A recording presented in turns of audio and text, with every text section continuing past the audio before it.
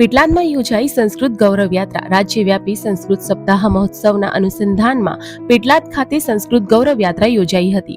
યાત્રામાં વિદ્યાર્થીઓ, શિક્ષકો, સંસ્કૃતિ વિદ્વાનો, સંસ્કૃત ભાષા પ્રેમીઓ જોડાયા હતા। રેલી રણછોડજી મંદિરથી શહેરના વિવિધ વિસ્તારોમાં ફરી હતી અને સંસ્કૃત ગાન ગૌરવ સૂત્રોચ્ચાર સાથે પૂર્ણ થઈ હતી। જિલ્લા શિક્ષણ અધિકારી કામિનીબેન ત્રિવેદીએ જણાવ્યું હતું કે સંસ્કૃત ગૌરવ યાત્રા ઉજવણીનો હેતુ બાળકો અને યુવાઓમાં સંસ્કૃત ભાષા પ્રત્યે રુચિ વધારવાનો છે। આ પ્રસંગે તંત્રના પદાધિકારીઓ, રાજકીય અગ્રણીઓ, ધાર્મિક સંસ્થાના પ્રતિનિધિ, નગરજનો જોડાયા હતા। આણંદ કલેક્ટર પ્રવીણ ચૌધરીએ સંસ્કૃત ભાષામાં ઉદ્બોધન કરતા કહ્યું કે સંસ્કૃત ભાષા માત્ર ભાષા નથી, તે આપણી સંસ્કૃતિ સાથે જોડાયેલી છે। મંચસ્થ માન્યવરાન સર્વાન સસમ્માન અભિનંદયામિ।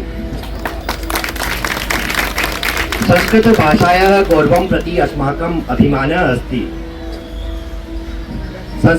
संस्कृतं न केवलं प्राचीनतम भाषा अपितु विज्ञानस्य, योगस्य, दर्शनस्य च मूलम् अस्ति। इयं गौरव यात्रा संस्कृतस्य पुनरुत्थानस्य प्रतीकः अस्ति।